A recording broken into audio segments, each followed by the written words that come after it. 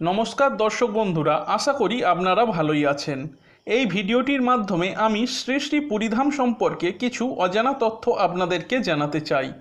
ভারতবর্ষে হিন্দুদের 4 ধামের মধ্যে অন্যতম হলো পুরীধাম। এছাড়া অন্য 3টি ধাম হলো বদ্রীনাথ, দ্বারকা এবং রামেশ্বরম। প্রাচীন হিন্দু পুরাণের বয়ান অনুসারে ভগবান শ্রী শ্রী বিষ্ণুদেব শ্রী জগন্নাথদেব রূপে ধরাধামে অবতীর্ণ হয়ে প্রত্যহ এই 4 ধামে যাতায়াত করে থাকেন। পুরাণের কাহিনী অনুসারে শ্রী শ্রী জগন্নাথদেব প্রথমে বদ্রীনাথে স্নান করেন, এরপর তিনি চলে যান দ্বারকায়। শ্রী শ্রী জগন্নাথদেব দ্বারকায় অঙ্গসজ্জা করেন, এরপর তিনি ফিরে আসেন পুরীতে। এই পুরীতে তিনি এসে অন্নভোগ গ্রহণ করেন এবং সবশেষে তিনি চলে যান রামেশ্বরম। রামেশ্বরমে শ্রী শ্রী জগন্নাথদেব বিশ্রাম গ্রহণ করেন। রথের 7 দিন ব্যতীত এটাই হচ্ছে শ্রী শ্রী জগন্নাথদেবের প্রাত্যহিক ক্রিয়াকর্ম। তবে মূলত শ্রী শ্রী জগন্নাথদেব পুরীর শ্রী মন্দিরে অধিষ্ঠান করেন। এই মন্দিরে তিনি তাঁর দাদা শ্রী শ্রী বলভদ্রদেব এবং তাঁর বোন শ্রী সুভদ্রা দেবীর সঙ্গে রত্নসিংহাসনে অধিষ্ঠান করে প্রত্যেক দিন লক্ষ লক্ষ ভক্তগণকে দেখা দেন এবং আশীর্বাদ প্রদান করেন। শ্রী শ্রী জগন্নাথদেবের পুরী শ্রীক্ষেত্র বা পুরুষোত্তম ক্ষেত্র নামে পরিচিত। এই ক্ষেত্রে জগন্নাথদেবের যে মন্দির, সেই মন্দিরকে শ্রীমন্দির বলে ডাকা হয়। কোনো কোনো সময় এই মন্দিরকে বড় দেউল বলে ডাকা হয়। বহুকালের করালময় বিভীষিকার হাত থেকে এই মন্দির নিজেকে রক্ষা করে আজও স্বমহিমায় বিরাজমান। এই শ্রী মন্দিরের ভেতরে প্রভু শ্রী শ্রী জগন্নাথদেব তার দাদা বলভদ্রদেব এবং তার বোন সুভদ্রা দেবীর সঙ্গে রত্নসিংহাসনে বিরাজমান। আমি আগেই বলেছি, পুরীর অপর একটি নাম হলো পুরুষোত্তম ক্ষেত্র বা শঙ্খক্ষেত্র। যারা হিন্দু শাক্ত ধর্মে বিশ্বাসী তাদের মত অনুসারে এটি একটি সতীপীঠ বা উড্ডীয়ন পীঠ, যা সতীর 51 পীঠের মধ্যে অন্যতম একটি ক্ষেত্র। শাক্ত মত অনুসারে এখানে সতীদেবীর নাভিপতন হয়েছিল, তাই এটি একটি সতীপীঠ। এই পুরীধামে স্নান করবার জন্য 8টি সরোবর রয়েছে, যেগুলিতে ভক্তরা স্নান করে থাকেন। এই সরোবরগুলি হল মহাদধি সরোবর, রোহিণী সরোবর, ইন্দ্রদুগ্ন সরোবর, শ্বেতগঙ্গা, চন্দন সরোবর, মার্কণ্ডেয় সরোবর, লোকনাথ সরোবর এবং চক্রতীর্থ, যেগুলি পুরীর শ্রী মন্দিরের প্রায় 3 কিলোমিটারের মধ্যেই অবস্থিত। পুরীর যে সমুদ্রে আমরা স্নান করে থাকি, অর্থাৎ স্বর্গদ্বারের নিকটে যে সমুদ্র, এই সমুদ্রের নাম হলো মহাদধি সরোবর। শ্রী শ্রী জগন্নাথদেবের মন্দির বা শ্রীমন্দির বহু দূর থেকে দেখা যায়। ভক্তগণ বহু দূর থেকে এই শ্রীমন্দিরের চূড়ার পতাকা দর্শন করে শিহরিত হন এবং প্রভু জগন্নাথ দেবের কৃপা লাভ করেন। অপূর্ব কারুকাজ খচিত এই শ্রীমন্দিরের উচ্চতা 240 ফুট। এইবার এই মন্দির নির্মাণ প্রসঙ্গে আসা যাক। কথিত আছে আদিকালে কলিঙ্গরাজ সূর্যবংশের রাজা ছিলেন ইন্দ্রদুগ্ন, যিনি ছিলেন পরম ধার্মিক। তিনি বৈষ্ণব ধর্মে বিশ্বাসী ছিলেন। তিনি ভগবান শ্রী বিষ্ণুদেবের স্বপ্নদেশ পেয়ে শ্রী শ্রী জগন্নাথ দেবের মন্দির নির্মাণ করেন। এইবার ভগবান শ্রী শ্রী জগন্নাথ দেবের আবির্ভাব সম্পর্কে প্রচলিত কিছু কথা শুনে নেওয়া যাক। বহুকাল আগের কথা। সেই সময় ভারতবর্ষে 3টি প্রদেশ ছিল, যথা অঙ্গ, বঙ্গ এবং কলিঙ্গ। সেই সময় কলিঙ্গের রাজা ছিলেন মহারাজ ইন্দ্রদুগ্ন দেব। তাঁর এক স্ত্রী ছিলেন, তার নাম গুণ্ডিচা দেবী। মহারাজ ইন্দ্রদুগ্ন ছিলেন ভগবান শ্রী বিষ্ণুর একনিষ্ঠ উপাসক। তিনি ভগবান শ্রী বিষ্ণুদেবকে ধরাধামে প্রতিষ্ঠা করার জন্য শ্রীক্ষেত্রে একটি মন্দির নির্মাণ করেন, যা বর্তমানে শ্রী মন্দির নামে পরিচিত। কিন্তু মন্দির নির্মাণের পর সেই মন্দিরে কোনো বিগ্রহ ছিল না। মহারাজ ইন্দ্রদুগ্ন অনেক চেষ্টা করেও ভগবান শ্রী বিষ্ণুর মূর্তি কিভাবে নির্মাণ করবেন তা ঠিক করে উঠতে পারছিলেন না। এই সময় একদিন তিনি স্বপ্নে জানতে পারলেন বিষ্ণুর এক রূপ নীলমাধবের কথা, কিন্তু তখনও তিনি জানতেন না নীলমাধব কোথায় থাকে বা নীলমাধবের মন্দির ঠিক কোন জায়গায় অবস্থিত। নীলমাধবের সন্ধানে তিনি তাঁর রাজ্যের চারিদিকে লোক পাঠালেন। কিছুদিনের মধ্যেই তারা শূন্য হাতে ফিরে এলেন। এরপর তার রাজসভার এক সভাসদ, যার নাম ছিল বিদ্যাপতি, তিনি মহারাজের অনুমতি নিয়ে নীলমাধবের সন্ধানে বের হলেন। বিদ্যাপতি কিছুদিন জঙ্গলে চলার পর জঙ্গলের মধ্য দিয়ে তিনি পথ হারালেন। সেই সময় ওই জঙ্গলের রাজা ছিলেন শবররাজ বিশ্ব বসু। এই বিশ্ব বসুর একমাত্র কন্যা ছিলেন, যার নাম ছিল ললিতা। গভীর জঙ্গলে বিদ্যাপতি পথ হারালে শবররাজ বিশ্ব বসুর কন্যা ললিতা তাকে উদ্ধার করেন এবং শবররাজের বাড়িতে নিয়ে যান। বিদ্যাপতি কিছুদিনের মধ্যেই ললিতার প্রেমে পড়ে যান এবং দুইজনে বিবাহ বন্ধনে আবদ্ধ হন। বিয়ের পর বিদ্যাপতি কিছুদিন যখন শ্বশুরবাড়িতে ছিলেন, সেই সময় তিনি রোজ সকালে দেখতেন শবররাজ বিশ্ব বসু খুব সকাল সকাল কিছু সময়ের জন্য বাড়ি থেকে বের হয়ে কোনো এক জায়গায় চলে যেতেন।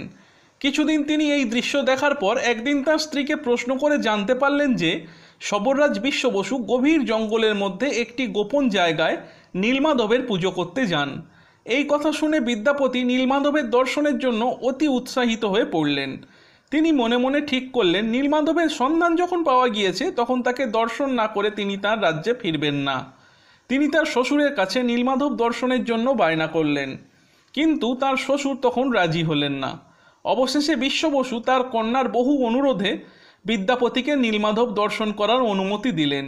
তবে তিনি এক শর্ত দিলেন যে বিগ্রহ পর্যন্ত তাকে চোখ বেঁধে যেতে হবে। তাতেই মহানন্দে রাজি হয়ে গেলেন বিদ্যাপতি। বিদ্যাপতি ছিলেন অতি চালাক ব্যক্তি। তিনি চোখ বাঁধা অবস্থায় পথে চলার সময় পথে সর্ষের দানা ছড়াতে ছড়াতে গেলেন। কিছুক্ষণের মধ্যে তিনি যথাস্থানে পৌঁছে গেলেন এবং দর্শন করলেন ভগবান শ্রী নীলমাধবের। নীলমাধব দর্শন করে তার মন প্রাণ আনন্দে ভরে উঠল। এরপর তিনি অতি গোপনে রাস্তাটা জেনে নিলেন এবং তিনি তার রাজ্যে ফিরে গেলেন। তিনি তার রাজ্যে ফিরে কলিঙ্গরাজ ইন্দ্রদুগ্নদেবকে এই খবর জানালেন। রাজা ইন্দ্রদুগ্নদেব এই খবর জেনে অতি আনন্দিত হলেন এবং তিনি লোক লস্কর সহযোগে নীলমাধব দর্শনে বেরিয়ে পড়লেন। বিদ্যাপতি আগে আগে পথ দেখিয়ে নিয়ে চললেন।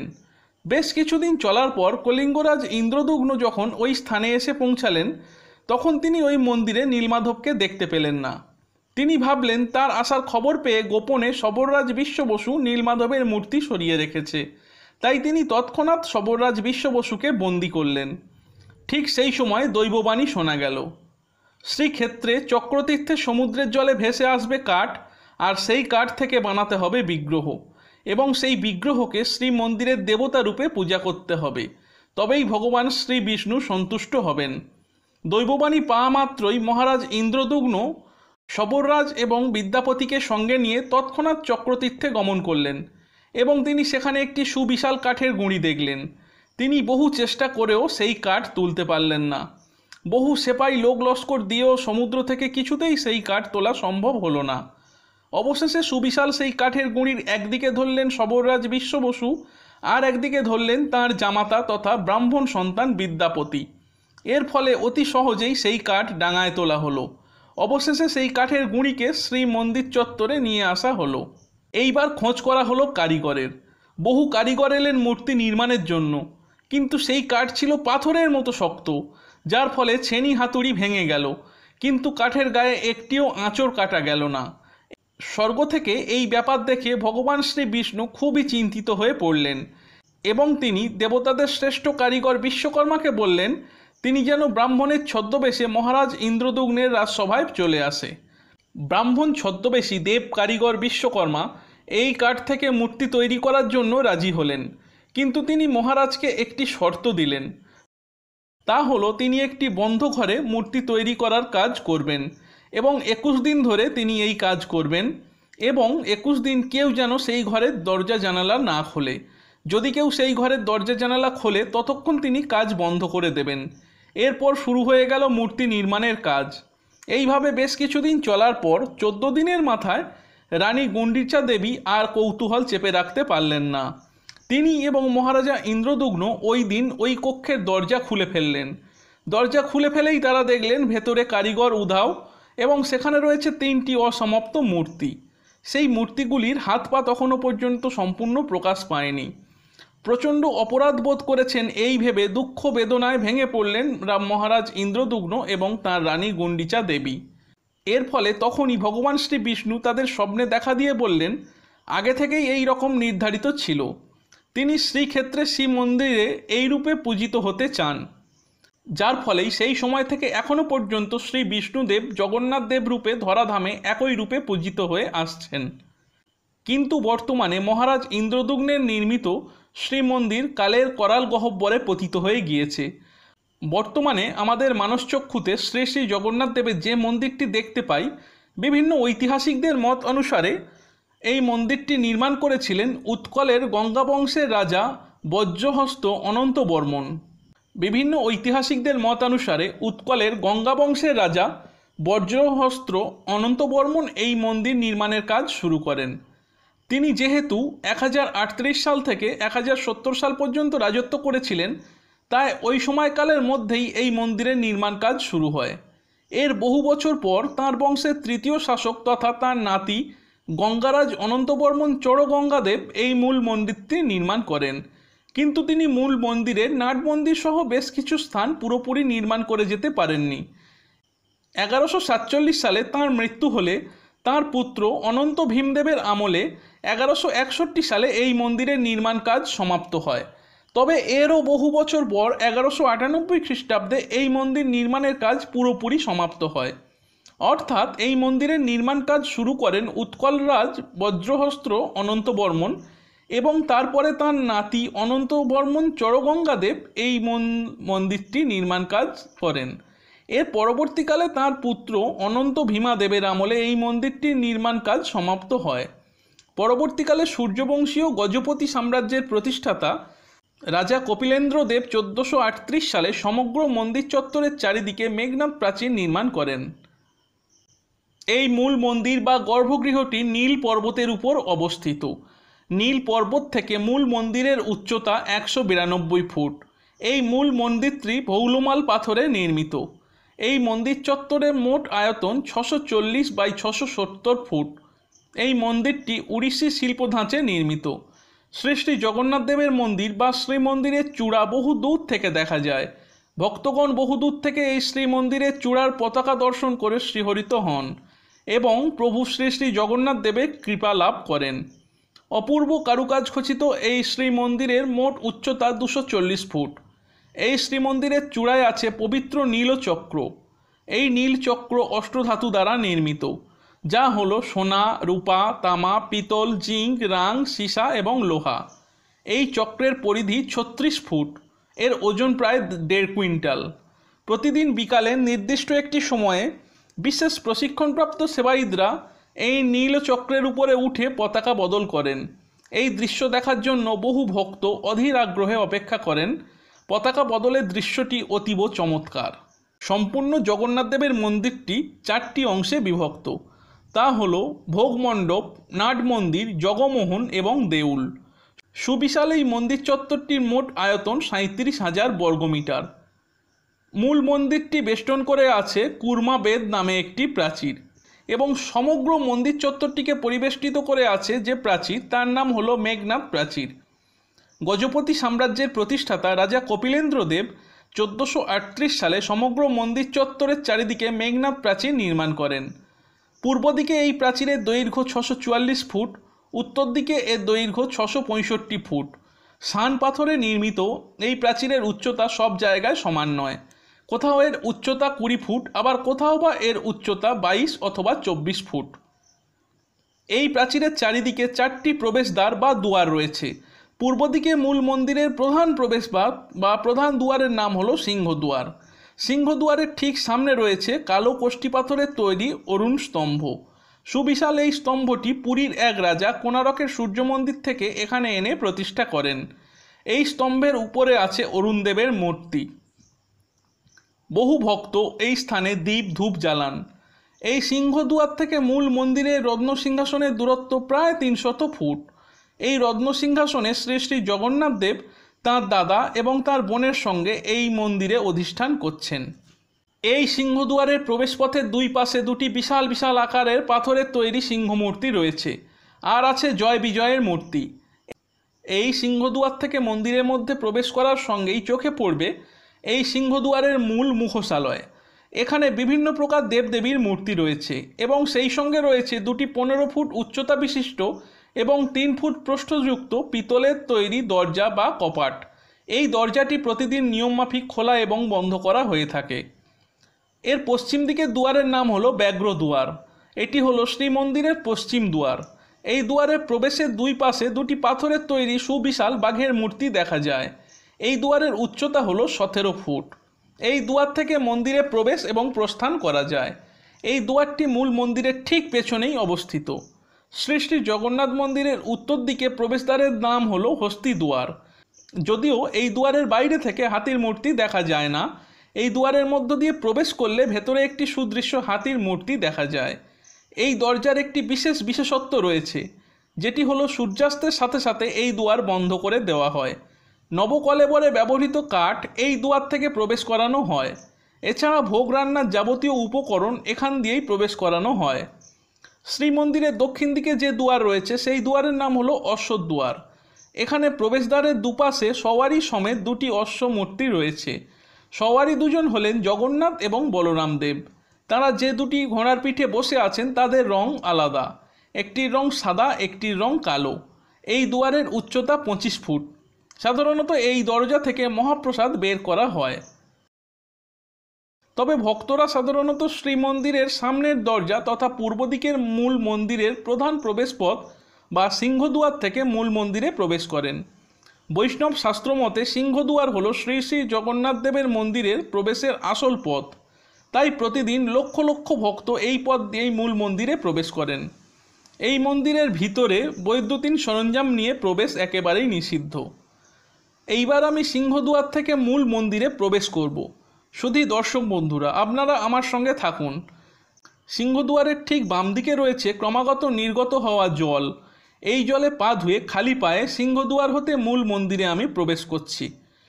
তবে যেহেতু মন্দিরের মধ্যে কোনো ক্যামেরা নিয়ে ঢোকা যায় না, তাই আমি কেবলমাত্র বর্ণনা করছি। সিংহদুয়ার থেকে ভেতরে প্রবেশ করার ঠিক ডান দিকে রয়েছে শ্রী শ্রী জগন্নাথ দেবের একটি তৈলচিত্র। জগন্নাথ দেবের এই অবয়বকে পতিত পাবন রূপে ডাকা হয়। কথিত আছে জগন্নাথ দেবের এই রূপটি দর্শন করলে বহু পতিত উদ্ধার হয়ে যায়। এই পতিত পাবনের মূর্তি সম্পর্কে একটি প্রচলিত কাহিনী আছে। সেটি হলো সূর্যবংশীয় গজপতি সাম্রাজ্যের এক রাজা, যার নাম ছিল শ্রী রামচন্দ্র দেব। তিনি একসময় বিশেষ কারণবশত ইসলাম ধর্মে ধর্মান্তরিত হয়েছিলেন। তাই ঠিক এই কারণে তখনই তিনি শ্রীমন্দিরে প্রবেশের অধিকার পাননি। তার জন্য শ্রীমন্দিরে প্রবেশ একেবারেই নিষিদ্ধ হয়ে যায়। অর্থাৎ তিনি ইসলাম ধর্ম গ্রহণ করার পর থেকেই তিনি আর এই মন্দিরের ভেতরে প্রবেশ করতে পারতেন না। কিন্তু তিনি ছিলেন শ্রী শ্রী জগন্নাথ দেবের পরম ভক্ত। তাই শ্রী রামচন্দ্র দেব নিজেকে জগন্নাথ দর্শন থেকে বঞ্চিত রাখতে পারছিলেন না।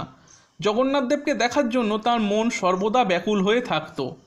কিন্তু যেহেতু তার এই মন্দিরে প্রবেশের অধিকার ছিল না, তাই তিনি সর্বদাই এই মন্দিরের বাইরে থেকে জগন্নাথ দেবকে দর্শন না করে মনের দুঃখে ফিরে যেতেন।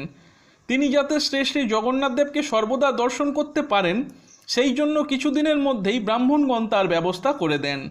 তারা মূল মন্দিরের প্রবেশদ্বার অর্থাৎ সিংহদুয়ারের ঠিক ডান দিকে শ্রী শ্রী জগন্নাথ দেবের অবিকল একটি মূর্তি স্থাপন করেন এবং রাজা শ্রী রামচন্দ্র দেব প্রতিদিন বাইরে থেকে এই মূর্তি দর্শন করতেন এবং অতি প্রসন্ন চিত্তে ফিরে যেতেন। এছাড়া সেই সময় অস্পৃশ্যদের এই মন্দিরে প্রবেশের অনুমতি ছিল না। তাই তারা প্রতিদিন মন্দিরের বাইরে থেকে পতিতপাবন দর্শন করে আনন্দ লাভ করতেন। এই মূর্তিটি 1738 খ্রিস্টাব্দে নির্মাণ করা হয়। সেই সময় থেকে এখনও পর্যন্ত প্রত্যহ লক্ষ লক্ষ ভক্ত এই পতিতপাবন মূর্তি দর্শন করেন এবং নিজেদের ধন্য বলে মনে করেন। সিংহদুয়ার থেকে মূল মন্দিরের অঙ্গনে প্রবেশের জন্য 22টি ধাপযুক্ত সিঁড়ি আছে। বহু ভক্তগণ এই সিঁড়ির প্রত্যেকটি ধাপকে প্রণাম করে তবেই এই সিঁড়ি দিয়ে ওঠেন। প্রতিটি সিঁড়ির ধাপের উচ্চতা 6 থেকে 7 ইঞ্চি এবং সিঁড়িগুলির লম্বায় প্রায় 40 ফুট। তৃতীয় সিঁড়ির বাম দিকে একটি শিব মন্দির রয়েছে। হিন্দু ধর্মের কাহিনী অনুসারে ভগবান শ্রী শ্রী জগন্নাথ দেবকে দর্শন করতে হলে 22 প্রকার দোষ স্খলন করতে হয়। এই 22টি ধাপ পেরোলেই তবে এই 22 প্রকার দোষ স্খলন হয়ে যায় এবং সেই ব্যক্তি একেবারে পাপমুক্ত হয়ে একাগ্র চিত্রে শ্রী শ্রী ভগবান দেবকে দর্শন করেন এবং শ্রী শ্রী ভগবান জগন্নাথ দেবের দর্শন লাভ করে ধন্য হন। এছাড়া এই 22টি সিঁড়িকে পিতৃলোক বলা হয়। তাই এই 22টি সিঁড়ির 22টি ধাপে পিতৃলোকের শ্রাদ্ধকর্ম সম্পন্ন করা হয় বা এখানে পিণ্ডদান করা হয়। এই 22টি ধাপযুক্ত সিঁড়ি পার করলেই এর পাশে রয়েছে আনন্দবাজার। এই আনন্দবাজারে প্রভু জগন্নাথ দেবের মহাপ্রসাদ বিতরণ করা হয়। এই 22টি সিঁড়ি দিয়ে উপরে প্রবেশ করার ঠিক বাম পাশেই রয়েছে শ্রী শ্রী জগন্নাথ দেবের রান্নাঘর। এই রান্নাঘরে জগন্নাথ দেবের ভোগ রান্না করা হয়ে থাকে। 5 টাকা টিকিট কেটে এই রান্নাঘরে প্রবেশ করতে হয়। এই রান্নাঘর চত্বরে কিছুটা সামনের দিকে এগিয়ে গেলে সামনে একটি সুবিশাল কুয়ো রয়েছে, যা এখানকার জলের চাহিদা মেটায়। জল পরিবহনের সঙ্গে যুক্ত ব্যক্তিরা মোটা নারিকেল দড়ি দিয়ে একটি পাত্র বেঁধে বহু তলায় থেকে এই জল সংগ্রহ করেন। শোনা যায় জগন্নাথ দেবের মহাপ্রসাদে জলের যোগান দিতে এই কূপের মধ্যে গঙ্গা, যমুনা, সরস্বতী তিনটে নদী অধিষ্ঠান করছেন। বর্তমানে সময়টা 2021 সাল হলেও এই রান্নাঘরে রান্না করার প্রক্রিয়া এখনও পর্যন্ত সেই প্রাচীন মতেই সম্পন্ন হয়। এখানে জগন্নাথ দেবের ভোগ রন্ধন প্রক্রিয়াটি একটি অত্যন্ত সহজ কিংবা অত্যন্ত জটিল পদ্ধতি। শ্রী জগন্নাথ দেবের রান্নাঘর পৃথিবীর সবচেয়ে বড় রান্নাঘরগুলির মধ্যে অন্যতম। এই সুবিশাল রান্নাঘরের ভেতরে রয়েছে 752টি মাটির তৈরি উনান, যেগুলি জ্বালানি হিসাবে ব্যবহার করা হয় চেলা কাঠ। একসময় ওই রান্নাঘরে রান্নার জন্য কাঠ আসতো জঙ্গল থেকে, কিন্তু পরে বর্তমানে উড়িষ্যা ফরেস্ট কর্পোরেশনের আওতায় জঙ্গল থেকে প্রত্যহ কাঠ কেটে এনে জগন্নাথ দেবের রন্ধনশালায় কাঠের যোগান দেওয়া হয়। জগন্নাথ দেবের ভোগ রান্না করার জন্য 1000 সেবক রান্নাঘরে নিযুক্ত থাকেন। তারা এখানে বংশানুক্রমে কাজ করেন। তাঁদের 12 বছর বয়স হলেই ট্রেনিং শুরু হয়ে যায়। এরপর আমৃত্যু তারা শ্রী জগন্নাথ দেবের মহাপ্রসাদ রান্নায় নিজেদের নিয়োজিত রাখেন। শ্রী জগন্নাথ দেবের মহাপ্রসাদ নির্মাণের সমস্ত উপকরণ স্থানীয় বাজার থেকেই আসে, তবে তা হতে হবে খুবই উচ্চমানের। শ্রী জগন্নাথ দেব সমস্ত সবজি গ্রহণ করেন না, যেমন আলু, টমেটো, ফুলকপি, বাঁধাকপি, ওলকপি, উচ্ছে, ঢেঁড়স, পেঁয়াজ, রসুন, সিদ্ধ চাল এবং কোনো প্রকার তেল এই রান্নায় ব্যবহার করা হয় না। জগন্নাথ দেবের ভোগ রান্না করতে যে সমস্ত সবজি বা মশলা ব্যবহার করা হয় তা হলো ফল।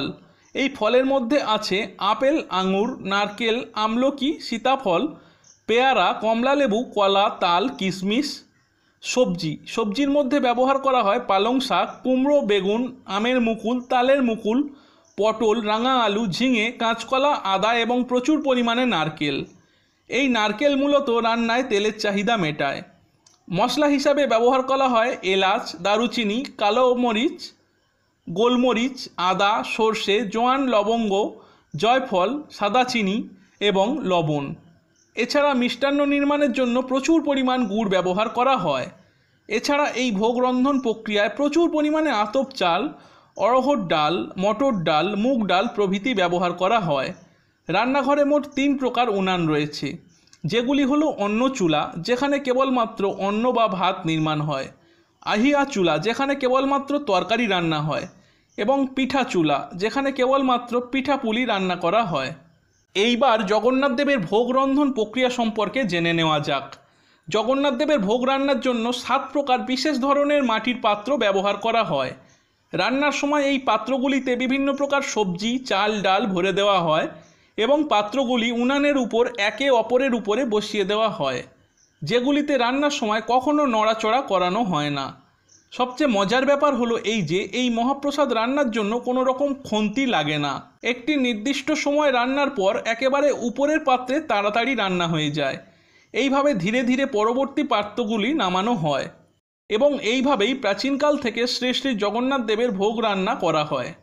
কথিত আছে স্বয়ং মা লক্ষ্মী এখানে জগন্নাথ দেবের জন্য মহাপ্রসাদ রান্না করে দেন, তাই এই মহাপ্রসাদের স্বাদ হয় অতীব চমৎকার। স্বয়ং মা লক্ষ্মী নিজে এই রান্নাঘরে রান্না করেন বলে জগন্নাথ দেবের মহাপ্রসাদ এতটাই সুস্বাদু হয়ে থাকে। তার তৈরি রান্না খেয়ে প্রভু শ্রী জগন্নাথ দেব খুবই তৃপ্ত হন। মহালক্ষ্মী সর্বদা প্রভু জগন্নাথ দেবের সঙ্গেই থাকেন। কথিত আছে জগন্নাথ দেব যখন রথযাত্রার সময় গুন্ডিচা মন্দিরে যান, সেই সময়ে এই মন্দিরে মা লক্ষ্মী থাকেন না, তাই সেই সময় এই খাবার ততটা সুস্বাদু হয় না। এছাড়া স্বয়ং লক্ষ্মী দেবী রান্না করেন বলে এই খাদ্যদ্রব্য থেকে খুব সুন্দর সুগন্ধ বের হয় এবং এই কথা ভক্তরা বিশ্বাস করেন। এই রান্নাঘরে প্রত্যেক দিন গড়ে 20,000 থেকে 50,000 মানুষের জন্য রান্না করা হয়। তবে রথযাত্রার সময় প্রত্যেক দিন প্রায় 1 মিলিয়ন বা 10 লক্ষ মানুষ এই মহাপ্রসাদ গ্রহণ করেন। তাই পুরীর এই রান্নাঘরকে পৃথিবীর সর্ববৃহৎ রান্নাঘর বলা হয়। এই সমস্ত মহাপ্রসাদ মন্দিরের উত্তর পূর্ব কোণে একটি স্থানে চলে আসে, যাকে বলা হয় আনন্দবাজার। এই আনন্দবাজারে ভক্তরা মহাপ্রসাদ গ্রহণ করতে পারেন। ভক্তরা এখানে নিজে মহাপ্রসাদ গ্রহণ করেন এবং বাড়ির জন্য নিয়ে যান। ভক্তগণ মনে করেন এই মহাপ্রসাদ সেবন করলে অন্তরাত্মা পবিত্র শুদ্ধ হয় এবং সমস্ত প্রকার রোগ ব্যাধির বিনাশ হয়। এছাড়া পাপীদের পাপস্খলন ঘটে। শ্রী শ্রী জগন্নাথ দেবের শুকনো প্রসাদ বা মহাপ্রসাদ এখানে বিক্রি হয়। এই শুকনো মহাপ্রসাদ হিন্দুদের কাছে একটি অতি গুরুত্বপূর্ণ। হিন্দু ধর্মে অন্নপ্রাশনের সময় শিশুকে প্রথম এই মহাপ্রসাদ খেতে দেওয়া হয়। এছাড়া একাদশীর উপবাস ভঙ্গের প্রথম খাবার হিসাবে এই মহাপ্রসাদের একটি শুকনো অন্ন সেবন করে একাদশীর উপবাস ভাঙা হয়। বিশেষ কিছু দিন জগন্নাথ দেবকে 56 ভোগ বা 56 রকম পদ পরিবেশন করা হয়।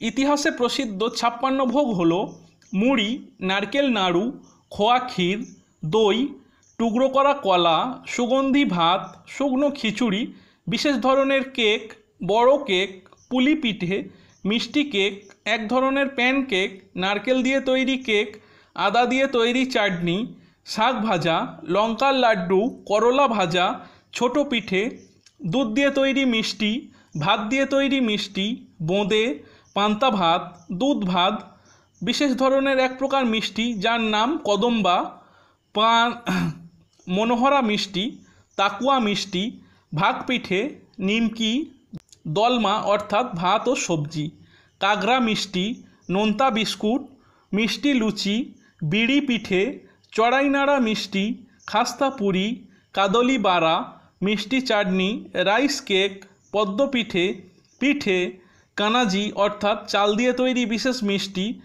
দাহি পাখাল অর্থাৎ দই ভাত, বড় আরিসা, ত্রিপুরি, সাকারা অর্থাৎ সুগার ক্যান্ডি, সুজি ক্ষীর, মুগা সিজা, মনোহরা মিষ্টি, মগাজা লাড্ডু, পানা, অন্ন, ঘি ভাত, ডাল, সবজি, লাবড়া, নারকেল দুধ দিয়ে মাখা ভাত প্রভৃতি। রান্নাঘর থেকে বের হয়ে অর্থাৎ রান্নাঘরে প্রবেশ না করে ডান দিকে এগিয়ে সামান্য বাম দিকে বেঁকে সোজা এগিয়ে গেলে মূল মন্দিরে প্রবেশ করার জন্য কিছু সিঁড়ি রয়েছে। সেই সিঁড়ি অতিক্রম করে মূল মন্দিরে প্রবেশ করা যায়। মূল মন্দিরে প্রবেশ করে ডান দিকে তাকালে রত্নসিংহাসনে অবস্থানরত প্রভু শ্রী শ্রী জগন্নাথ দেব আমাদের দৃষ্টিগোচর হন। প্রভু শ্রী শ্রী জগন্নাথ দেবের দারুবিগ্রহ দর্শন করে আমাদের মন আনন্দে উদ্বেলিত হয়ে ওঠে। মন্দিরের ভেতর শ্রী শ্রী জগন্নাথ দেব, তাঁর দাদা শ্রী শ্রী বলভদ্র দেব এবং তার বোন শ্রী সুভদ্রা দেবী একসাথে রত্নসিংহাসনে অধিষ্ঠান করেন এবং তাদের সঙ্গে থাকেন সুদর্শন। ভক্তিভরে মহাপ্রভু দর্শন লাভ করে মূল মন্দিরের বাম দিক হতে প্রস্থান করতে হয়। এই স্থানে তথা মেঘনাদ প্রাচীরের প্রধান আকর্ষণের কেন্দ্রবিন্দু হল শ্রী মন্দির বা শ্রী জগন্নাথ দেবের মন্দির। এছাড়াও এখানে ছোট বড় বিভিন্ন প্রকার মন্দির আছে। তার মধ্যে বিশেষ উল্লেখযোগ্য হল বিমলা দেবীর মন্দির।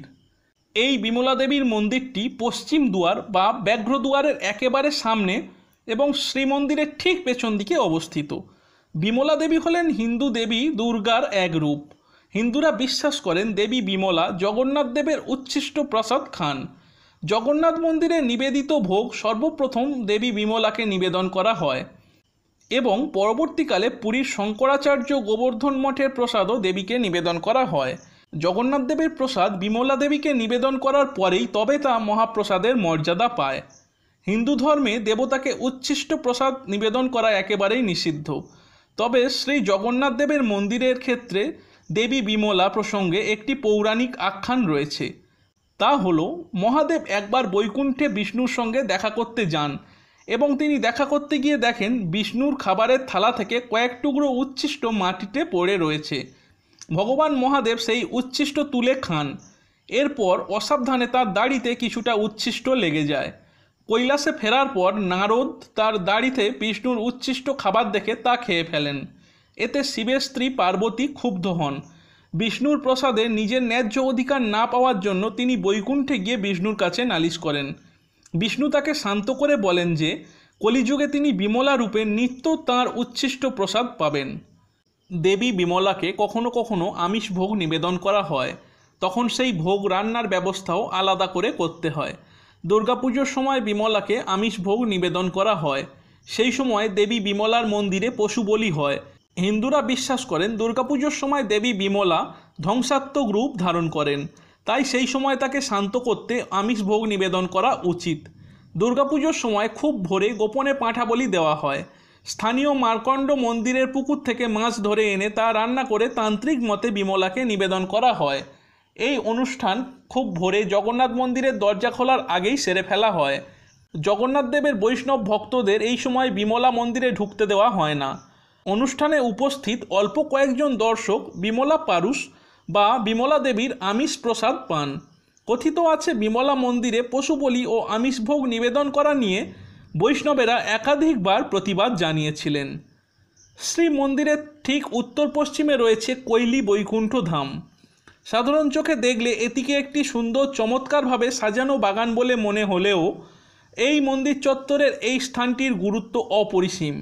এটি হলো শ্রী শ্রী জগন্নাথ দেবের পরজগৎ বা শ্রী শ্রী জগন্নাথ দেবের সমাধিস্থল। এছাড়া এখানে একটি সুবৃহৎ জলশূন্য কুয়ো আছে। শ্রী শ্রী জগন্নাথ দেবের পরজগৎ বা শ্রী শ্রী জগন্নাথ দেবের সমাধি প্রসঙ্গে কিছু কথা আপনাদেরকে জানিয়ে রাখি। এই প্রসঙ্গে জগন্নাথ দেবের নবকলেবরের কথা উল্লেখ করা প্রয়োজন। যে বছরে 2টি আষাঢ় মাস বা জোড়া আষাঢ় মাস যেই বছরের মধ্যে পড়ে, সেই বছর শ্রী শ্রী জগন্নাথ দেব তাঁর দাদা শ্রী বলভদ্র দেব এবং তাঁর বোন শ্রী শ্রী সুভদ্রা দেবী নবকলেবর বা নতুন শরীর ধারণ করেন। ওই সময় শ্রী শ্রী জগন্নাথ দেব তাঁর দাদা শ্রী বলভদ্র দেব ও তাঁর বোন সুভদ্রা দেবী এবং তাঁর বোন সুভদ্রা দেবীর পুরাতন বিগ্রহ এই কৈলি বৈকুণ্ঠ ধামে সমাধি প্রদান করা হয়। সাধারণত জোড়া আষাঢ় মাস 8, 12, 16 অথবা 19 বছর পরে আসে। সর্বশেষ নবকলেবর যাত্রা অনুষ্ঠিত হয়েছিল 2015 সালের 29শে মার্চ এবং বিভিন্ন অনুষ্ঠানের মধ্য দিয়ে এই প্রক্রিয়া শেষ হয়েছিল 2015 সালের 17ই জুলাই। এর পরবর্তী নবকলেবর অনুষ্ঠিত হবে 2034 সালের 17ই জুলাই। এইবার আমি আরও কিছু মন্দির ঘুরে এই শ্রীমন্দিরের পশ্চিম দুয়ার থেকে মন্দির চত্বরের বাইরে বের হব। এখান থেকে বের হয়ে জগন্নাথ দেবের মাসির বাড়ি বা শ্রী শ্রী গুন্ডিচা দেবীর মন্দিরে যাব। আপনারাও আমার সঙ্গে চলুন। আমরা এখন শ্রী শ্রী গুন্ডিচা দেবীর মন্দিরের ঠিক সামনেই দাঁড়িয়ে আছি। আমরা এখন যে স্থানে দাঁড়িয়ে রয়েছি, এই সামনে যে মন্দিরটি দেখতে পাচ্ছেন, এইটি হলো জগন্নাথ দেবের মাসির বাড়ি বা শ্রী শ্রী গুন্ডিচা দেবীর মন্দির। মহারাজ ইন্দ্রদুগ্নের রানী ছিলেন গুন্ডিচা দেবী। আর আমার ঠিক পেছনেই রয়েছে সেই রাস্তা যেখান থেকে প্রতি বছর রথের সময় রথ এই মন্দির প্রাঙ্গণে এসে উপস্থিত হয়। এখন করোনার অতিমারির জন্য এই গুন্ডিচা দেবীর মন্দির অনির্দিষ্টকালের জন্য বন্ধ রয়েছে। আপনারা এই যে রাস্তা দেখছেন, এই রাস্তা থেকে জগন্নাথ, বলরাম এবং সুভদ্রা দেবীর 3খানি রথ গুন্ডিচা মন্দিরে আসে এবং উল্টো রথের সময় এই 3খানি রথ পুনরায় এখান থেকে শ্রীমন্দিরে প্রত্যাবর্তন করে। প্রতি বছর আষাঢ় মাসের শুক্লাপক্ষের দ্বিতীয়ার দিন এখানে মহা সমারোহে রথযাত্রা অনুষ্ঠিত হয়। এই মন্দিরের ভেতরে প্রবেশ করলে ঠিক সামনেই দেখা যাবে রথের মোটা কাছি, যা নারকেলের ছোবড়া দ্বারা নির্মিত। ওখান থেকে ডান দিকে তাকালে দেখা যাবে রথের প্রচুর চাকা একত্রিত করে রাখা আছে। রথের চাকাগুলিকে ডান দিকে রেখে এগিয়ে গেলেই পড়বে গুন্ডিচা দেবীর মন্দির। এইবার আমি গুন্ডিচা দেবীর মন্দির থেকে শ্রী শ্রী জগন্নাথ দেবের মূল মন্দিরের দিকে এগিয়ে যাব। এই যে রাস্তা ধরে আমরা এগিয়ে চলেছি, এই রাস্তাটির নাম হলো বড় দণ্ড। সুবিশাল প্রশস্ত এই রাস্তাটির এক প্রান্তে রয়েছে শ্রী শ্রী জগন্নাথ দেবের মূল মন্দির এবং অপর প্রান্তে রয়েছে শ্রী শ্রী গুন্ডিচা দেবীর মন্দির। এইবার এই পথে চলতে চলতে জগন্নাথ দেবের রথযাত্রা এবং রথ প্রসঙ্গে আপনাদেরকে কিছু কথা জানিয়ে রাখি।